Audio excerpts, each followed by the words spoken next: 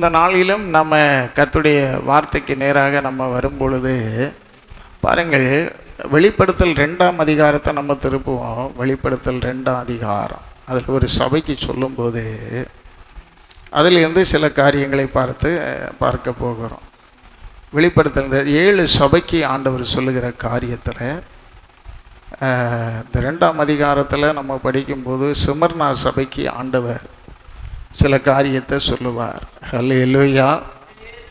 இந்த 7 சபைக்கு ஆண்டவர் வெளிப்படுத்தல் விசேஷம் 2ஆம் அதிகாரம் 8ஆம் வசனத்திலிருந்து நாம் படித்தோமானால் ஒரு சில வசனங்களில் ஆண்டவர் சொல்லுகிற ஒரு காரியம் என்றால் 11 வரை படித்தோமானால், சபையின் தூதனுக்கு நீ எழுத வேண்டியது என்னவெனில், முந்தினவரும் பிந்தினவரும் மரித்தோரில் இருந்து பிழைத்திருக்கிறவருமானவர் சொல்லுகிறதாவது.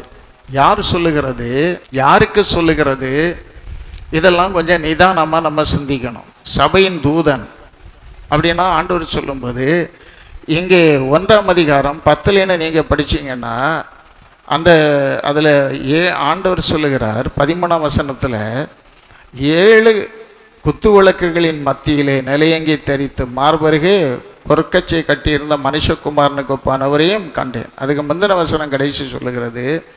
இப்போ 7 சபைக்கு எழுதுன்னு சொல்லும்போது நான் கேட்ட அந்த சத்தத்தை பார்க்க திரும்பும்போது 12ஆம் வசனம், அப்பொழுது என்னுடனே பேசின சத்தத்தை பார்க்க திரும்பின போது 7 பொன் குத்து விளக்குகளையும் 7 குத்து விளக்கின் மத்தியிலே நிலையங்கி தரித்து மார்பருகே பொற்கச்சையை கட்டி இருந்த மனுஷகுமாரனுக்கு ஒப்பானவரையும் கண்டேன்.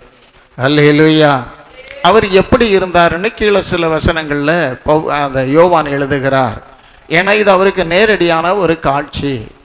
கடைசி காலத்தில் வாழ்கிற அந்த நமக்கு, உலகத்தில் உள்ள எல்லா மக்களுக்கும் அன்னைக்கு அந்த ஆதி சபையாருக்கு இப்படி வேதம் கோர்த்து இந்த மாதிரிப்பட்ட அனுபவம் கொடுக்கப்படவில்லை. அன்னைக்கு பவுலை கொண்டு பேதுருவை கொண்டு அவங்களை கொண்டு தான் காரியங்களை செய்தார். ஆனால் அவங்களை கொண்டு ஊழியத்தில் சபைக்குன்னு எழுதின நிருபங்கள் எல்லாவற்றையும் கோர்த்து தான் இந்த கடைசி காலத்தில் வாழ்கிற நமக்கு கொடுக்கப்பட்டிருக்கிறது. அல்லேலூயா. யோவானுக்கிட்ட சொல்கிறாரு, நீ எழுது 7 சபைகளுக்கும் அனுப்பு. அப்போ 7 குத்து விளக்குகள்னு சொல்லும்போது 7 சபைகளா? அல்லேலூயா. 19ஆம் வசனம் சொல்லுகிறது, நீ கண்டவைகளையும் இருக்கிறவைகளையும் இவைகளுக்கு பின்பு சம்பிக்கிறவர்களையும் எழுது. 20ஆம் வசனம், என் வலது கரத்திலே நீ கண்ட 7 நட்சத்திரங்களின் ரகசியத்தையும் 7 பொன் குத்து விளக்குகளின் ரகசியத்தையும் எழுது. அந்த 7 நட்சத்திரங்களும் 7 சபைகளின் தூதர்களாம். அப்ப சபையின் தூதர்களாம். சபையினுடைய ஆசாரியன் கர்த்தருடைய தூதன். அப்ப அந்த சபை போதகனுக்கு சொல்லுகிறார், சபைக்கு நிலைமையை சொல்லுகிறார், விசுவாசிகளுடைய நிலைமையை ஒவ்வொரு சபைக்குள்ள காரியத்திலையும் அவர் சொல்லுகிறார். அதை நம்ம புரிந்து கொள்ளணும். முதலாவது, நீ தூதனுக்கு நீ எழுத வேண்டியது அப்படின்னா சபை போதகனுக்கு அவன் வேற வசனங்கள் இருக்கு. ஆசாரியன் கர்த்தருடைய தூதன், அவனுடைய வாயிலே தேவனுடைய வார்த்தைகள் இருக்கும். அப்போ ஆசாரியனுக்கு நீ சொல்லு, உன் நிலைமை என்ன, உன் சபைக்கு நிலைமை என்ன, உன் சபையில் உள்ள காரியம் என்ன, இப்படி ஓடிக்கிட்டு இருக்குது. ஆனால் உன் சபையில் சிலர் சரியாக இருக்கிறாங்க, சிலர் அப்படி இல்லை. அதனால் நீங்கள் மனம் திரும்பணும். உங்கள்கிட்ட என்ன குறை இருக்குது, இதை நான் வாரக்கு முன்னே நீங்கள் சரி பண்ணு, இதை படித்து இதன்படி வாழ்ந்துரு.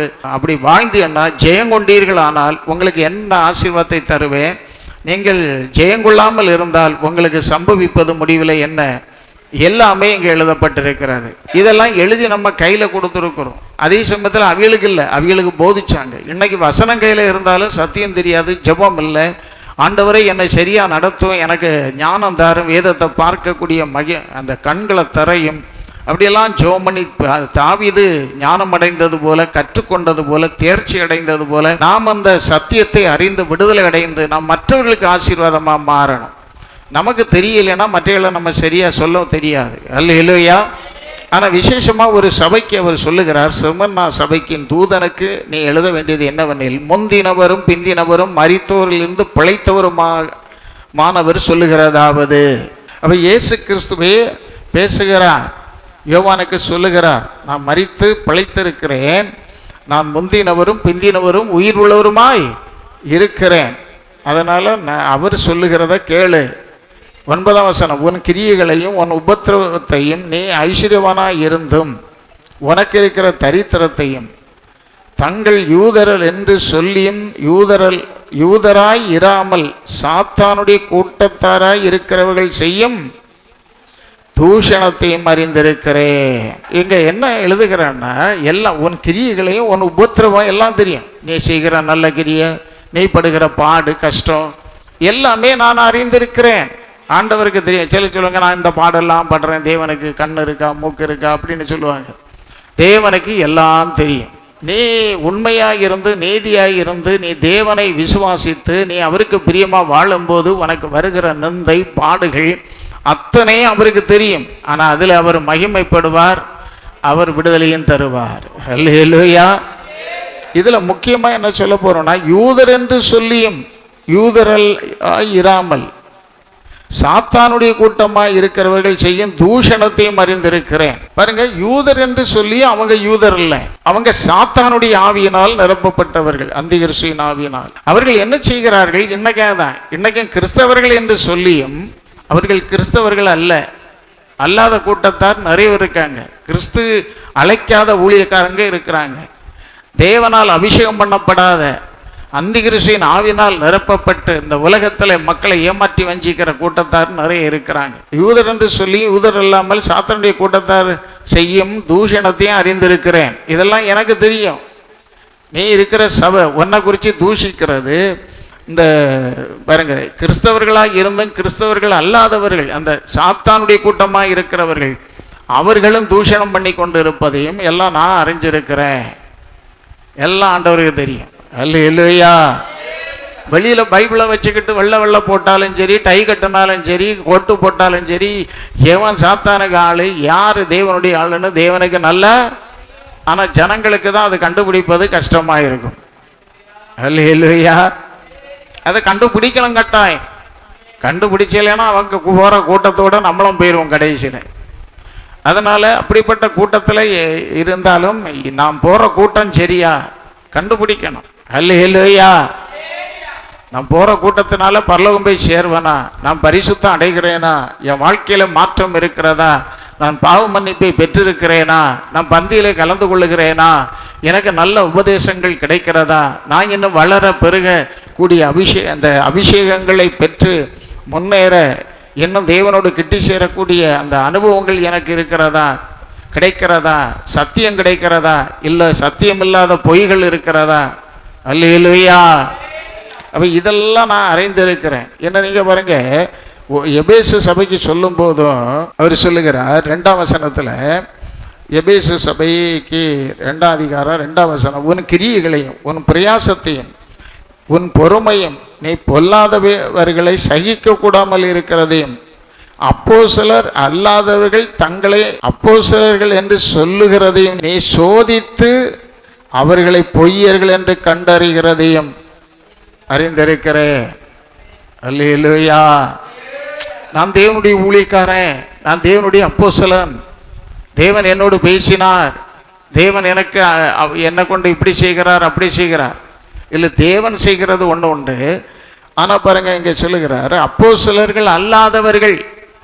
12 அப்போஸ்தலர்களை தவிர வேற யாரும் அப்போஸ்தலர் கிடையாது. தெரியுமா உங்களுக்கு? அதை ஏன் அடித்து சொல்லேன்னா, நீங்கள் வெளிப்படுத்தல் 19ஆம் அதிகாரத்தை நீங்கள் படிக்கணும். படிக்கும்போது 10லேன்னு படிக்கணும். படிக்கும்போது பாருங்க, புதிய எருசலேமே அங்கே ஆண்டவர் சொல்லுகிறார். அந்த புதிய எருசலேமுக்கு கட்டடத்தை சொல்றார், வாசலை சொல்றார், மதிலை சொல்லுகிறார், அதெல்லாம் எப்படி இருந்துன்னு சொல்றார். அதில் அந்த மதிலில் பாருங்க 12 அப்போஸ்தலருடைய 12 பேரும் இருந்தது. அப்போ இனி அதுக்கு பிறகு ஒரு அப்போஸ்தலன் கிடையாது. மற்றவங்க எல்லாரும் பாருங்க அப்போஸ்தலருடைய அந்த ஆவி இருந்தாலும் அவர்கள் அப்போஸ்தலர் கிடையாது. அப்போஸ்தலர்களுடைய பாடுகள் இப்போ இருக்கிற யாரும் படுவதும் கிடையாது. அப்போஸ்தலர்கள் மேல் இருந்த அபிஷேகம் இப்போ உள்ள ஊழியக்காரன் நான் அப்போஸ்தலன்னு சொல்லி அவனுக்கு சபையிலையும் கிடையாது, அவனுக்கு மேலேயும் கிடையாது. அவருடைய அழைப்பு வேற, தெரிந்து கொள்ளுதல் வேற. அது என்னைக்கும் உறுதியாக இருக்கும். நீங்கள் பாருங்க, அதில் 12 வாசல்லையும் 12 அந்த மதில்களிலும் 12 அப்போஸ்தலர்களுடைய பெயர்கள் இருந்தன. ஆனால் அந்த புதிய எருசலேமில் 12 வாசல் இருந்தது. அந்த வாசலில் 12 தூதர்களும் இருந்தார்கள். ஆனால் 12 பாருங்க, இந்த இவங்க முற்பிதாக்களுடைய பேர் அங்கே எழுதப்பட்டிருந்தது. இதெல்லாம் இனி இந்த பூமிக்கு வரப்போகிறது. இனி இந்த பூமியிலே புதிய எருசலேம் வந்து இறங்க போகிறது. நீங்கள் அப்போ தான் தெரியும். இப்போ நான் வந்து என்ன வல்லமையை பயன்படுத்தினாரு அப்படின்னு சொன்னால், நான் அப்போஸ்தலன் கிடையாது, நான் சுவிசேஷகன். அல்லேலூயா. நான் ஒருவேளை மேட்பன், சபை போதகன், அப்படி தான் ஆண்டவர் நம்மளை வச்சிருப்பார்.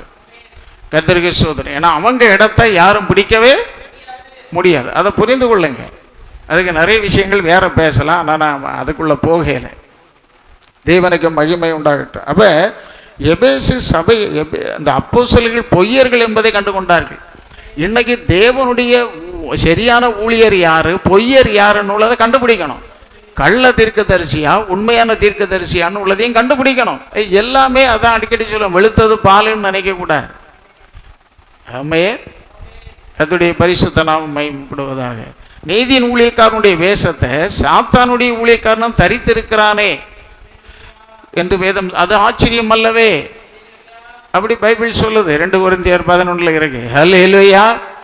அப்போ என்னன்னா 11ஆம் அதிகாரத்தில் நம்ம படிக்கலாம். அப்போ நீதியின் ஊழியக்காரனுடைய அதே வேஷத்தை விட மேலே போட்டுட்டு வருவான், பயங்கரமாக நிற்பான்.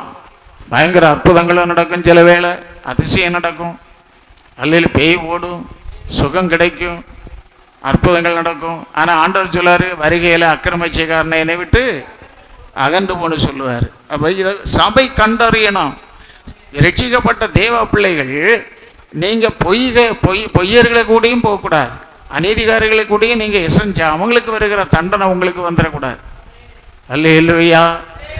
நமக்கு வந்துடக்கூடாது. அதனால் நம்ம என்ன செய்யணும்னா, கண்டறிஞ்சு அதுக்கு விலகி வாழணும், சோதித்து அறியணும். முதலாவது அவர்கள் யார், உண்மையானவர்களா, உண்மையிலே தேவனால் இவை சொல்றது உண்மைதானா, உண்மையிலே இவங்க கிரியை எப்படிப்பட்டதா இருக்கிறது, இவங்களுடைய உபதேசம் என்ன, இவங்களுடைய நோக்கம் என்ன, இவங்க சாட்சியா வாழ்றாங்களா, இவங்க பரிசுத்தமா இருக்கிறாங்களா, நீதியா இருக்கிறாங்களா, அதை நம்ம சோதித்து அறிந்து பொய்யர் என்று கண்டறியணும். அடுத்தது என்னன்னா, நிக்கோலா மதஸ்தாருடைய காரியங்களையும் நம்ம ஆண்டவர் வெறுக்கிறார். பாருங்க, எபேசு சபைக்கு சொல்லுவார். அல்லேலூயா. 15ஆம் வசனம். அப்படியே நிக்கோலாய் மதஸ்தாருடைய போதனைகளையும் கை கொள்ளுகிறவர்கள் உன்னிடத்தில் உண்டு, அதை நான் வெறுக்கிறேன். பார்த்தீங்களா, நிக்கோலா மதஸ்தாருடைய போதனைகள் அப்படின்னா இயேசுக்கு பேரால் போதிக்கிறாங்க பல விஷயங்கள். பிலியாமுக்கு போதனை. அல்லேலூயா. பிலியாம் என்ன போதித்தான்? ஆகாபோடு அந்த ராஜாவோடு உங்கள் விக்கிரகத்துக்கு கொடை எடுங்க, கொடை எடுத்து என்ன செய்யுங்க, அங்கே உள்ள விக்கிரகத்துக்கு படைச்சி அந்த விருந்துகளை கொண்டு நல்ல வாலிப பிள்ளைகளை கொண்டு இஸ்ரவேல் ஜனம் கூடி கிடக்கிற இடத்துல அவங்களுக்கு கொடுக்கும்படி கொண்டு போங்க. அவங்க வேசித்தனம் பண்ணவும் அங்கே சொல்லுங்கள், அந்த பெண்களை வச்சு அப்படி அவங்கள தப்பான வழியில் நடத்துங்க. அப்போ தேவன் அவர்களை விட்டு விலக்குவார். விலகும்போது அவங்கள மேற்கொள்ளலாம். இன்றைக்கும் அப்படி தான். பாவம் எப்போ செய்கிறோமோ சத்துரு மேற்கொள்வான். புரியுதா உங்களுக்கு? விக்கிரகத்தை படைச்சதை புசிக்கவும் நீங்கள் அந்த மாதிரிப்பட்ட விஷயத்தில் போய் நின்னா அதில் நிறைய பேர் வந்து ரட்சிக்கப்பட்டவே அடி வாங்கிட்டாங்க, அட்ரஸ் இல்லாமல் போயிட்டாங்க. தேவன் கோவப்படுவார், எரிச்சல் உள்ள தேவன். அப்போ இதெல்லாம் கண்டறிந்ததையும் நான் அறிந்திருக்கிறேன். எங்கள் எபேசில் சொல், நிக்கோலா மதஸ்தாருடைய கொள்கையை 6ஆம் வசனம், நான் வெறுக்கிற நிக்கோலாய் மதஸ்தாரின் கிரியைகளையும் நீ வெறுக்கிறாய், அது உன்னிடத்தில் உண்டு. எபேசியருக்கு சொல்கிறார். அல்லேலூயா. எபேசு சபைக்கு. ஆனால் இங்கே சொல்லும்போது, பெர்கமு சபைக்கு சொல்லும்போது, உன்னிடத்தில் அவங்க போதனையும் கை கொள்கிற ஆள் உண்டு. அல்லேலூயா. விக்கிரகங்களுக்கு படைக்கப்பட்டவைகளையும் புசிக்கிறதற்கு வேசித்தனம் பண்ணுவதற்கு ஏதுவான இடர்லை இஸ்ரவேல் புத்திரருக்கு முன்பாக போடும்படி பாலாக் என்பவனுக்கு போதனை செய்த பிலியாமுடைய போதனைகளுக்கு கை கொள்ளுகிறவர்களும் உண்டு.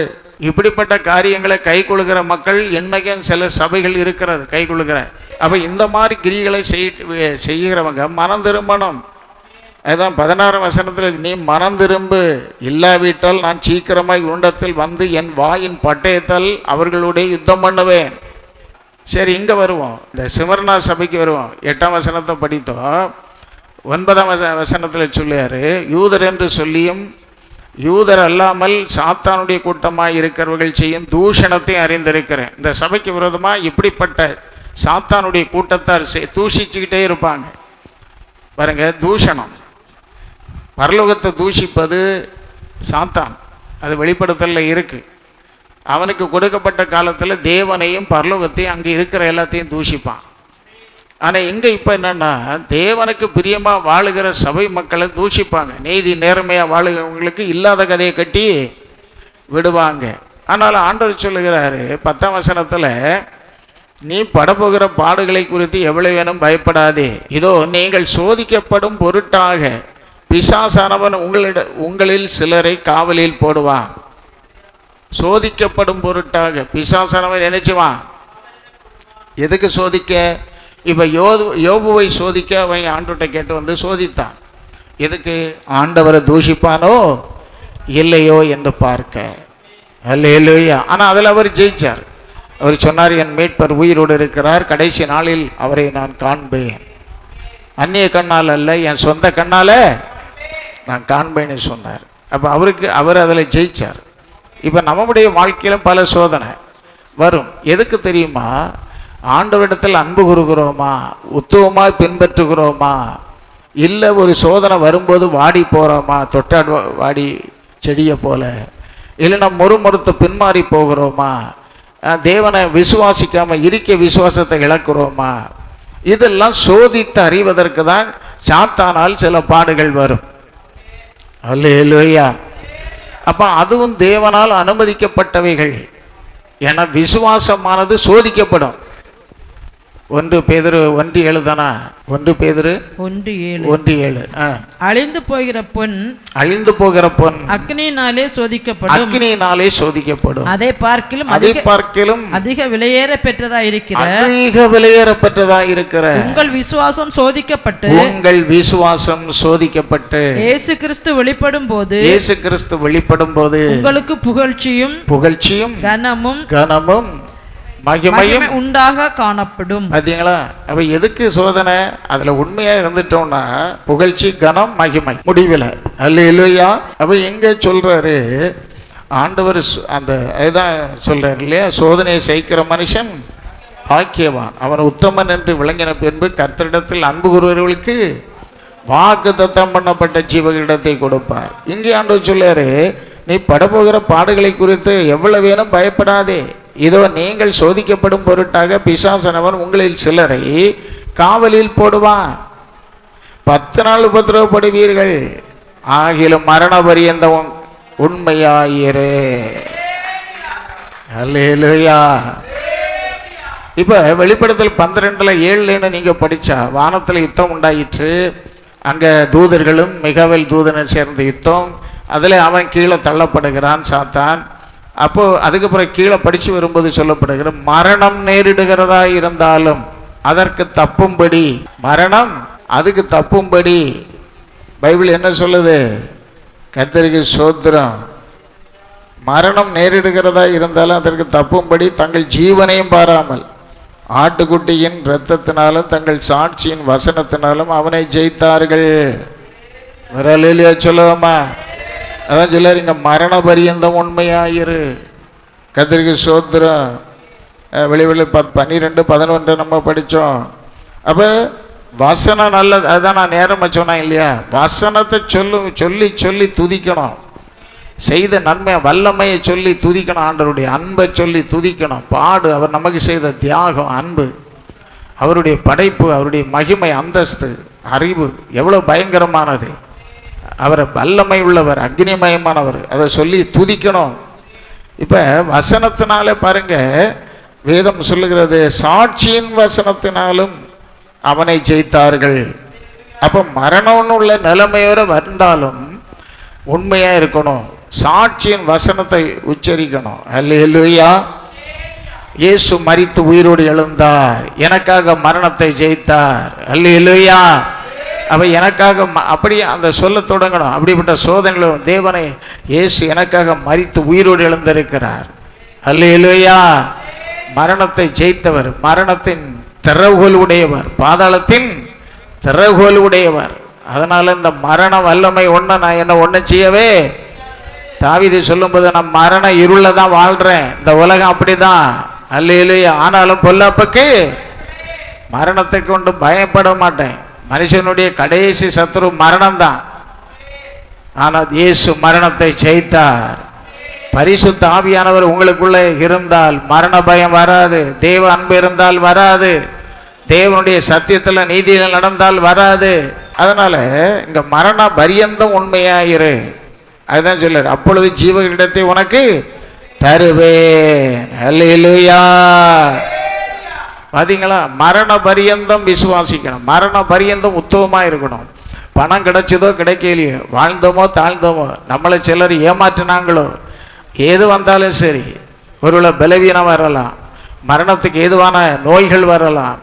ஆனா எது வந்தாலும் தேவன் அறியாம வராது.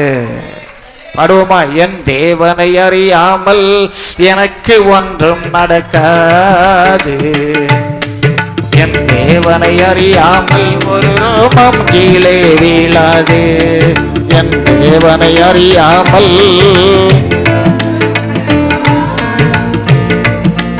என் தேவனை அறியாமல் ஒரு ரோமம் கீழே வீழாது. ஹல்லேலூயா. அந்த தைரிய விசுவாசம் இருக்கணும். நம்ம பயந்து கலங்கிட்டு இருந்தோம்னா நம்ம அவிசுவாசிகள். தேவன் மேல உள்ள விசுவாசம் குறைவு. அதாவது நீதிமானா வாழணும். அல்லேலூயா. நீதிமானுக்கு நிறைய பாதுகாவல் ஆசீர்வாதங்கள் உண்டு, பைபிள்ல இருக்கு. கவனிக்கிறீங்களா? அப்ப நீதிமான் என்ன செய்கிறான்? அசைக்கப்படுவதில்லை, நித்திய கீர்த்தி உள்ளவன். அல்லேலூயா. தேவனை அறியாம நமக்கு ஒன்றும் நடக்காது. அதை நம்ம எப்பொழுதும் மனதில் சிந்திக்கணும், அதை சொல்லணும். அல்லேலூயா. அப்போ வசனம் தெரியணும், சாட்சியின் வசனம். அதனால தான் ஜெயிக்க முடியும். இயேசு இரத்தத்தினால ஜெயிக்க முடியும். இன்னொரு இடத்துல அவர்கள் மிகுந்த உபத்திரவத்திலிருந்து வந்தவர்கள், அவர்கள் ஆட்டுக்குட்டியின் இரத்தத்தினாலும் சாட்சியின் வசனத்தினாலும் தங்களை வெளுத்து தோய்த்தவர்கள். அல்லேலூயா. இவர்கள் எங்கிருந்து வந்தவர்கள்? வாசிங்க பார்ப்போம். வெளிப்படுத்தல் 7ஆம் அதிகாரம் 14ஆம் வசனம். அதற்கு நான், ஆண்டவனே, இது உமக்கு தெரியும் என்றேன். அப்பொழுது அவர், இவர்கள் மிகுந்த உபத்திரவத்திலிருந்து வந்தவர்கள், இவர்கள் தங்கள் அங்கிகளை ஆட்டுக்குட்டியானுடைய இரத்தத்தினாலும் தோய்த்து வெளுத்தவர்கள். அல்லேலூயா. பரலோகத்துக்கு போகணுன்னா உபத்திரம் உண்டு, பாடு உண்டு. இன்னைக்குள்ளேயே சொல்லுவாங்க, ஒன்றை வர எல்லாம் வெற்றி தான், எல்லாம் உங்களுக்கு ஜெயந்தான். ஜெயந்தான், அதில் தவறில்லை. ஆனால் வாழ்க்கை, அன்றாட வாழ்க்கையில் வரும் பொழுது சோதித்தறிவார். ஏன்னா வெளியேற பெற்ற பொன்னை விட மேலான நம்ம விசுவாசம் சோதிக்கப்பட்டு, அந்த எல்லா சோதனையிலும் நான் ஆண்டவர் வாழ்ந்தாலும் இயேசுவுக்காக, மரித்தாலும் அப்படி நிற்கணும். பக்தன் அதனை பாடினாரு, வாழ்ந்தாலும் இயேசுவுக்காய், நான் மரித்தாலும் இயேசுவுக்காய், வாழ்ந்தாலும் இயேசுவுக்காய், இயேசுவுக்காய்.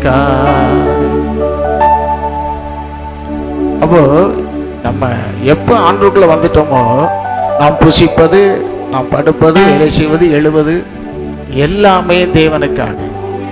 அல்லேலூயா. நீங்க உங்களுக்காக புசித்து உங்களுக்காக வாழ்றோன்னு நினைச்சு அப்படி செயல்படக்கூடாது. புசித்தாலும் புசிக்காம இருந்தாலும் தேவனை துதிக்கணும், ஆராதிக்கணும், அவர் சுத்தம் செய்யணும், சபைக்கு போனோம், ஆராதிக்கணும், நல்ல கனி கொடுக்கணும். அப்ப ஆண்டவரை மகிமைப்படுத்தணும். இந்த உலகத்தில் நாம் வாழ்வது, என் உடலும் உயிரும் அவருக்கு தான் சொந்தம். இப்போ ஆதர் பாடுவார் இல்லையா, ஆராய்ந்து அறிந்திருக்கிறீர். அல்லேலூயா. நான் அமர்வதும் நான் எழுவதும் நன்றாய் அறிந்திருக்கிறீர். அல்லேலூயா. எல்லாமே இயேசுவுக்குன்னு நீங்கள் அர்ப்பணிச்சிடணும். ஆமே. அப்போ மரணம் நேரிடுகிறதா இருந்தாலும் பாருங்க, அவங்க சாட்சியின் வசனத்தினாலே தங்கள் சாத்தானை ஜெயித்தார்கள், இயேசு இரத்தத்தினாலே. இப்போ சாத்தானை ஜெயிக்கணும்னா இயேசு இரத்தம். அதிகமாக இயேசு இரத்தத்தை குறித்த பாடல்களை பாடணும். அதிகமாக உங்களுக்கு பல போகலை இயேசு இரத்தம்னு நீங்கள் பல தடவை சொல்லணும். அல்லேலூயா. சாட்சியின் வசனம். இப்போ இயேசுவே என்னை கழுகும், சுத்திகரியும். அதான் இயேசு இரத்தத்தில். சின்ன சின்ன குறைகள் வந்ததும் கழுகும். ஒருத்தருக்கு ஒருத்தர் பிரச்சனைனா நீங்கள் ஒப்புரவாகணும், நீங்கள் பேசி ஒப்புரவாகணும், இல்லைன்னா அந்த பாவம் மன்னிக்கப்படாது. அதான் தெய்வ பிள்ளைகள் புரிந்து கொள்ளணும். அல்லேலூயா. பாவங்கள் மன்னிக்க போடணும். ஏன்னா தேவனை தவிர நல்லவன் ஒருவனும் கிடையாது. சின்ன சின்ன குறைகள் நம்மக்கிட்ட வரும். சின்ன சின்ன குறைகள் தான் குடும்பத்தில் பெருசாகி பிரிவினை வருது. அந்த அன்பை இழக்கிறாங்க. அவ சின்ன சின்ன குறைகள். அதுக்கு காரணம் என்னென்னு சொன்னால் கீழ்ப்படிதல் கிடையாது. வசனத்தை காத்து நடப்பது. சாட்சியின் வசனத்தினால சாத்தானை ஜெயிக்கணும். கீழ்ப்படிதல் வேணும். வசனம் சொல்லுது கீழ்ப்படிங்க. இயேசு தன்னை மரண பரியந்தம் கீழ்ப்படிந்து தன்னை தாழ்த்தினார். தாழ்மைப்படுங்க. புருஷனுக்கு கீழ்ப்படிக்கணும்னா கீழ்ப்படிக்கணும். கீழ்ப்படியாமல் இருந்தால் வீட்டில் பிரச்சனை தானே. எப்படி சாத்தானை ஜெயிக்க முடியும்?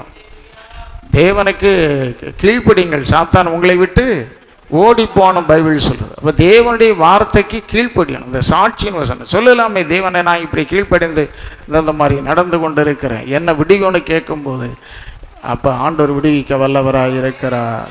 அல்லேலூயா. இப்போ மரண பரியந்தம் உண்மையாக இருந்தால் ஜீவகிரீடம் கிடைக்கும். ஜீவகிரீடம், மறுவாழ்விலே ஜீவகிரீடம். ராஜாக்களா ஆசாரியர்களா அபிஷேகம் பண்ணப்பட்டு அந்த ஜீவகிரீடத்தை தேவன் நமக்கு தருவார். அல்லேலூயா. அதான் சொன்ன, சோதனை சகிக்கிற மனுஷன் பாக்கியவான், அவர் உத்தமன் என்று விளங்கின பின்பு கர்த்தரிடத்தில் அன்பு கூறுவர்களுக்கு வாக்குத்தத்தம் பண்ணப்பட்ட ஜீவகிரீடத்தை கொடுப்பார். நல்ல போராட்டத்தை போராடினேன், ஓட்டத்தை முடித்தேன், விசுவாசத்தை காத்து கொண்டேன், இப்பொழுது எனக்கு நீதியின் கிரீடம். அது நீதியின் கிரீடம். அல்லேலூயா. இன்னும் நிறைய கிரீடங்கள் இருக்கு பாருங்க. ஆண்டவர் ஜெயங்கொள்ளுகிறவர்களுக்கு அந்தந்த மேன்மை அங்கே கிடைக்கும், பதவி உயர்வு கிடைக்கும். மறுவாழ்வில் போகும்போது அங்கே சும்மா இல்லை, எங்கே எவ்வளவு பாடுபட்டு ஜெயிச்சிகளோ அங்கே பதவி உயர்வு, கிரீடங்கள், அங்கே பெரிய வாழ்வு, அழியாத வாழ்வு. அதை பெற்றுக்கொள்ள தான் இங்கே பாடுபடணும், இங்கே உழைக்கணும். 10 ரூபா உண்டாக்கணும்னா உழைக்கிறோமா? பாருங்க, பிஸ்னஸ் ஒரு இதை கொண்டு நடந்துக்கிட்டே இருப்பாங்க. அவங்களுக்கு குடும்பம், அவங்களுக்கு அன்னைக்கு விற்கலைன்னா பட்டினியும் பசியும் கஷ்டம்தான். சிலரெல்லாம் இந்த பிஸ்னஸை பார்ப்பேன், தெருவில் வயசானதுவும் இருந்துக்கிட்டு எழுபோல கத்திரிக்காய், எழுபோல ஒரு மிளகு அது இதுன்னு வச்சு வித்துட்டு இருக்காவில்லையா சந்தைகள்லையும். அப்போ அதெல்லாம் எதுக்கு இருக்கிறாங்க? பிழைப்புக்கு பாடுபடுறாங்க. அப்போ நம்மளும் பாடுபடணும். நம்மளும் இந்த நித்திய ராஜ்யத்தை போய் அடைவதற்கு என்ன செய்யணும்? பாடுபடணும், பொறுமையாக இருக்கணும், விசுவாசமாக இருக்கணும், பற்றி கொள்ளணும். ரெண்டாவது என்ன செய்யணும்? கள்ள யூதர் அல்லாதவர்கள் அந்த சாத்தானுடைய கூட்டத்தாருடைய தூஷணங்களை கண்டு பயப்படக்கூடாது. அவர்கள் சாத்தானுடைய கூட்டம் என்பதை தெரிந்து கொள்ளணும்.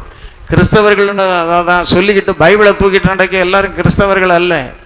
நல்லா நீங்கள் புரிஞ்சுக்கிடுங்க. ஊழியக்காரன் என்று சொல்லி ஊழியக்காரன் வேஷம் போட்டுட்டு நடக்கிறவன் எல்லாம் தேவனுடைய ஊழியக்காரன் அல்ல. பரலோகம் அங்கீகரிக்காத எதுவுமே பரலோகம் ஏற்றுக்கொள்ளாது. நீங்கள் அதை புரிந்து கொள்ளணும். அல்லேலூயா. அதனால தான் யாக்கோபு 4:1 சொல்லுகிறது, சகோதரரே, அநேக ஆக்கின தீர்ப்பு உண்டென்று கருதி அநேகர் போதகராக இருப்பீர்களாக. அப்படிதான் பைபிள் சொல்லுது. இன்னும் பாருங்க, 1-2 தீமோத்தேயு 4ஆம் அதிகாரத்தில் வரும், ஆரோக்கியமான வசனத்தை இவர்கள் பொறுத்து கொள்ள சபை மக்களுக்கு மனதில்லாமல் தங்க சுயேட்சைகளுக்கு ஏற்ற போதர்களை திரளாய் சேர்த்து கொள்வார்களாம். நடக்குதா? இப்ப நடந்துகிட்டு தானே இருக்குது. அல்லேலூயா. அப்ப இதெல்லாம் ஆராய்ந்து தேவ பிள்ளைகள் அறிந்து அதிலிருந்து விலகி நீங்க வாழணும். அதை இந்த சபையார் கண்டு கொண்டார்கள்.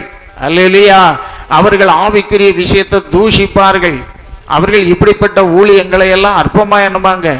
இப்படிப்பட்ட ஊழியக்காரன் ஒரு இடத்துல கூட்டத்தில் என்னன்னா அவரை மதிக்க மாட்டாங்க. அது உலகத்தை தான் மதிக்கும். அல்லேலூயா. ஒருத்தர் தீர்க்க தரிசனம் சொன்னவொன்னா அந்த தீர்க்க தரிசி உண்மையான ஆளா பொய்யர்களா என்பதை சோதித்து அறியணும். எல்லா ஆவிகளையும் நம்பாதுங்க. எது தேவனால் உண்டானது என்பதை அறிந்து கொள்ளுங்க.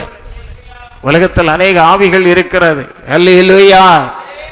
அதே போல இங்க இவர் சொல்லுகிறார், யூதர் அல்லாதவர்கள் தங்களை யூதர் என்று சொல்லி கொண்டு வந்தவதையும் அறிந்திருக்கிறேன். ஆனா சாத்தானுடைய கூட்டம் அப்போஸ்தலர்கள் அல்லாதவர்கள் தங்களை அப்போஸ்தலர்கள் என்று சொல்லி கொண்டு வந்ததையும் நீ அறிந்திருக்கிறாய். நிக்கோலா மதசாருடைய கொள்கையை நான் வெறுக்கிறேன். அல்லேலூயா. இதெல்லாம் மக்கள் புரிவதில்லை. சபை மக்கள், ரட்சிக்கப்பட்ட மக்களும் நிறைய தெரியாம மாட்டிக்கிட்டு சிலதெல்லாம் விடுதலை இல்லாமல் தவிக்குது, சிலது வியாதியில் கிடக்குது, சிலது வந்து பிசாசு பிடித்து கிடக்குது, சிலது வந்து பாருங்க செத்தே போயிருக்கு. ஏன்னா ஒன்றும் போதனை இல்லை, போதனை இல்லை.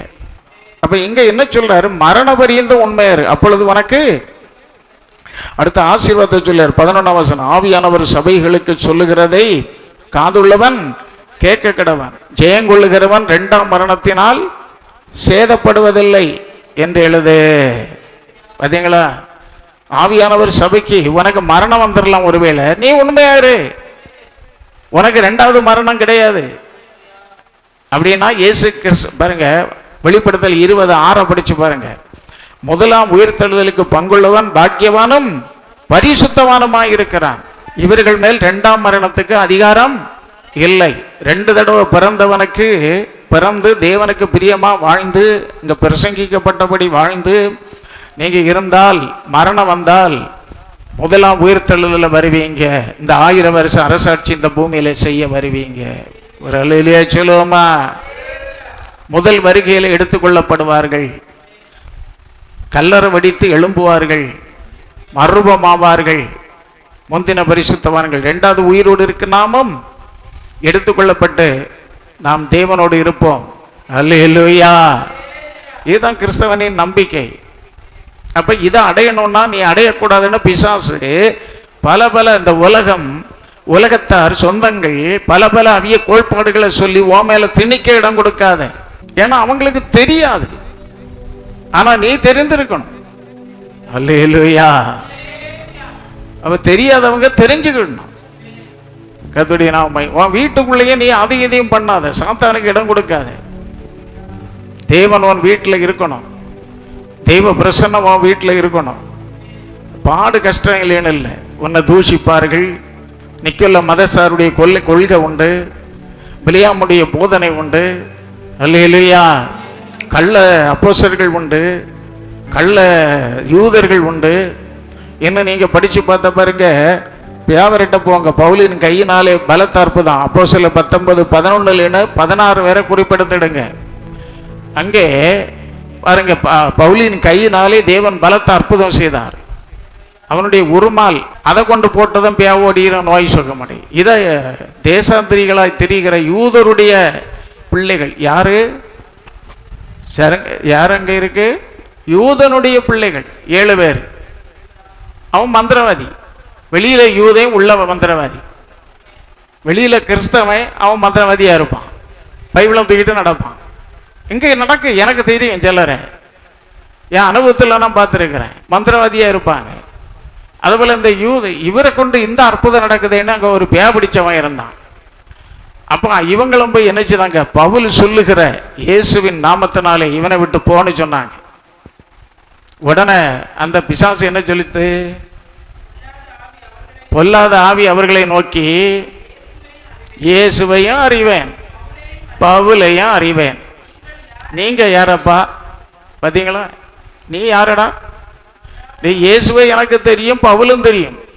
இன்னைக்கு சாத்தானுக்கு தெரியும் யாரு தேவனுடைய ஊழியக்காரன், யாரு விசுவாசி, யாரு எல்லாம் அவனுக்கு நல்லா தெரியும். அப்படின்னு சொல்லிக்கிட்டவன் அந்த பிசாசு என்ன செய்த அவர்களை? பொல்லாத ஆவிகளை உடைய மனுஷன் அவர்கள் மீது பாய்ந்து பலாத்காரம் பண்ணி அவர்களை மேற்கொள்ள நிர்வாணிகளும் காயப்பட்டவர்களுமாய் வீட்டை விட்ட ஓடிட்டானவன். ஒரு பிசாசு பிடிச்சது நிறைய பேர் இருந்திருக்கு அவனுக்குள்ள. நீ யாரடா இங்க வந்து என்ன விரட்ட வந்த? பவுல் விரட்ட வந்தா சரி, இயேசு விரட்டுனா சரி. பவுல தெரியும், தேவனுடைய ஊழியக்காரனா எனக்கு தெரியும், நீ மந்திரவாதின்னு எனக்கு தெரியும். நீ என்னையா விரட்ட வந்த? நீ வேஷம் போட்டுட்டு நடக்கான்னு உள்ளது எனக்கு வெளி போர்வ. நீ கிறிஸ்தவன். அல்லேலூயா! எல்லா மதத்திலும் மந்திரவாதி இருக்கான், தெரியுமா உங்களுக்கு? எல்லா மதத்திலும் மந்திரவாதி இருக்கான். கிறிஸ்தவ மதம்னு சொல்லக்கூடிய மதம் அல்ல, கிறிஸ்தவன்னு சொல்லியது மதம் அல்ல, ரட்சிப்பின் வழி, ஜீவ வழி. அல்லேலூயா! ஆனா மதம் ஒன்றும் இருக்குது, வச்சிருக்காங்க. நான் அந்த மதம் இந்த மதம் அப்படின்னு இருக்கு. அதுல பல பிரிவினைகள் இருக்கு, கொள்கைகள் இருக்கு. ஆனாலும் வெளியில வந்து கிறிஸ்தவங்க நான் ஜெபிக்கிற ஆளுன்னு சொல்லுவாங்க, ஆனா அவங்க மந்திரவாதம் செய்துட்டு இருக்காங்க. இல்லை, இப்படி எல்லாம் நடக்குது.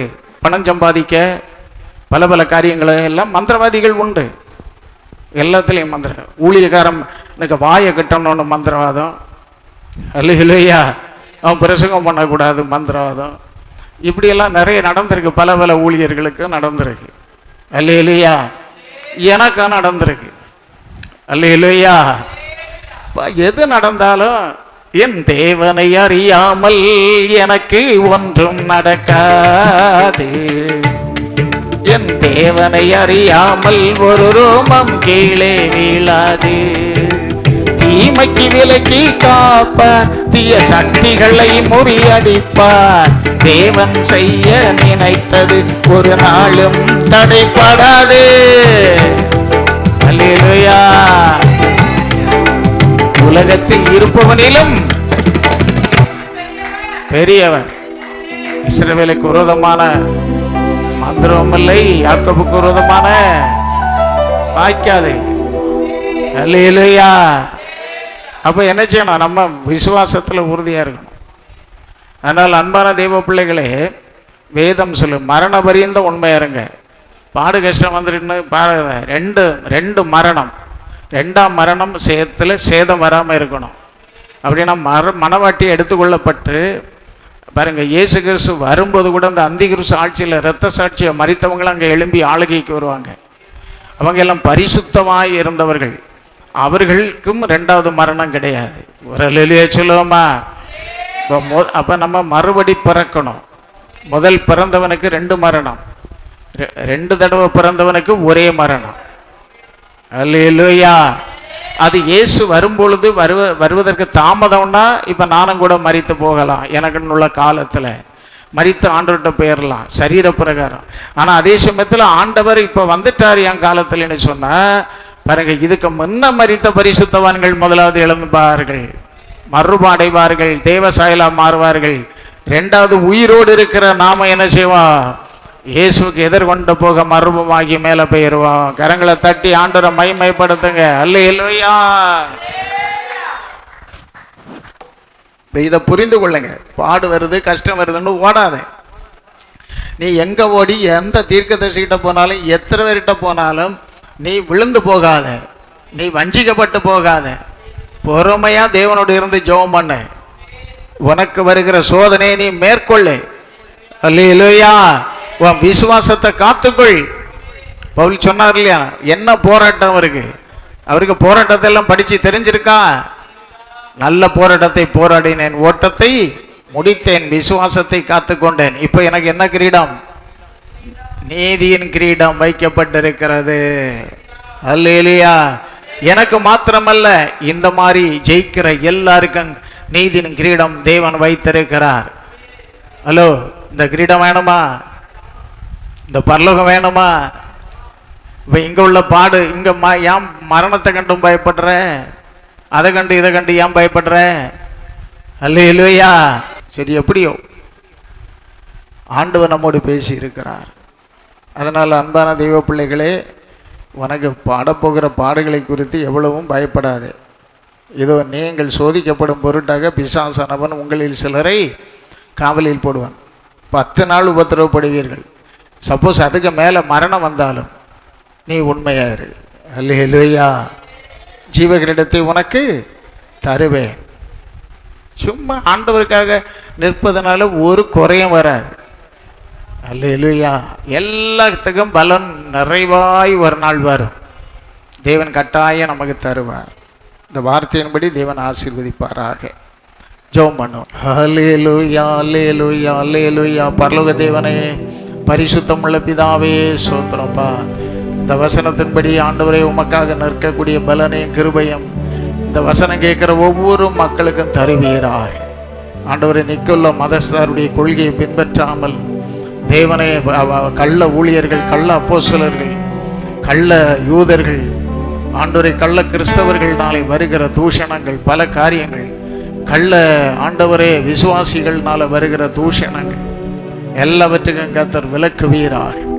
இதெல்லாம் சரியா சோதித்து ஆராய்ந்து சரியா உம்மை பற்றி கொண்டு ஒவ்வொருத்தரும் சரியா வாழ உதவி செய்வீராக. பரலோக தேவனே சோத்திரம். உண்மையா இருக்க கிருபை தார். நீர் வரும்போது ஆண்டவரே மரணம் நேரிட்டாலும் உம்முடைய ராஜ்யத்தில் வந்து நிற்க கிருபை தார். எல்லா சோதனையும் ஜெயிக்க கிருபை தார். இயேசுவின் நாமத்தில் ஜெயம் கொடுக்கிற தேவனுக்கு ஸ்தோத்திரம், மகிமை உண்டாகட்டும். வசனம் கேட்ட எல்லார் மேலும் உங்க வல்லமை இறங்கட்டும், மகிமை இறங்கட்டும். உங்க பலனை கொடுங்க, உங்க கிருபையை கொடுங்க. பரிசுத்தாய் வரும்போது பலன் அடைந்து எங்க சாட்சியாக இருப்பீர்கள் என்று சொல்லப்பட்டபடி சாட்சியை காத்து நடக்க கிருபைத்தார். உங்க பலத்தின் மேல் பலனடைய கிருபைத்தார். வசனத்தை தெரிந்து கொள்ள கிருபைத்தார். இயேசுவின் இரத்தத்தினாலும் ஆட்டுக்குட்டியின் இரத்தத்தினாலும் சாட்சியின் வசனத்தினாலும் சாத்தானை ஜெயித்து ஒவ்வொரு நாளும் முன்னேற கிருபைத்தார். மரண வல்லமை, பாதாள வல்லமை எல்லாம் முறியடிக்க கிருபைத்தார். பிசாசின் வல்லமை எல்லாம் ஜெயித்தவர் இயேசு கூட இருப்பதற்கு ஸ்தோத்திரம். உம்மை அறியாம ஒரு ரோமம் கீழே விழாது, தேவனை அறியாம ஒன்னும் நடக்காது என்ற நம்பிக்கையோடு வாழ கிருபை தாரும். எது நடந்தாலும் தேவ சித்தப்படி நடக்கிறது, இதை நான் ஜெயிக்க பலம் தாரும் என்று கேட்டு முன்னேற கிருபை தாரும். பிசாசை துரத்தக்கூடிய கிருபைகளை தாரும். வசனத்தை எடுத்து பேசக்கூடிய கிருபைகளை தாரும். தேவனை தேடவும் ஆராதிக்கவும் அதிகமாய் தேவனுக்கு மகிமை செலுத்த கிருபை தார். எல்லா புகழும் மகிமையும் உமக்கு. எல்லாரும் சுகமாய் வீட்டில் கொண்டு போய் சேரும். ஆசீர்வதி. இயேசுவின் நாமத்தில் வேண்டுகிறோம் ஜீவனுள்ள நல்ல பிதாவே. கர்த்தர் உங்களை ஆசீர்வதித்து காக்க கிடவர். கர்த்தர் தம்முடைய முகத்தை பிரகாசிக்க பண்ணி உங்க மேல கிருபை இருக்க கிடவர். கர்த்தர் தம்முடைய முகத்தை பிரசன்னமாக்கி உங்களுக்கு சமாதானம் கட்டளையிட கிடவர். இதா குமாரன் பரிசுத்த ஆவியானுடைய பாதுகாலும் ஆசீர்வாதங்களும் ஆண்டவரே உங்க வருகை வரையில சபையோடு, மக்களோடு, குடும்பங்களோடு, கைட்டு செய்கிற எல்லா காரியங்களோடும், தேசத்தோடும், தேசவாசிகளோடு, எல்லா மக்களோடும் உம்முடைய ஆசீர்வாதம் வருகை வரை தங்கி இருப்பதாக.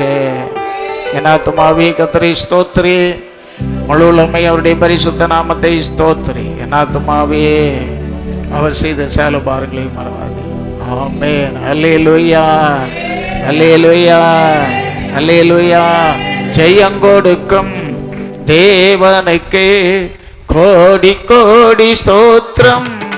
வாழ்வழிக்கும் இயேசு ராஜாவுக்கு வாழ்நாளெல்லாம் ஸ்தோத்திரம். ஜெயம் கொடுக்கும் கோடி கோடி ஸ்தோத்திரம். வாழ்வன் இயேசு ராஜாவுக்கு வாழ்நாளெல்லாம் ஸ்தோத்திரம். சத்தியத்தை அறிந்தீர்கள், சத்தியம் உங்களை விடுதலையாக்கும். தேவன் உங்களுக்கு ஜெயம் தருவார். ஜெயிக்கிறவன் எல்லாம் சுதந்தரிப்பான். ஹல்லேலூயா. ஆமென். தேவன் அப்படி செய்கிறபடியால் நன்றி.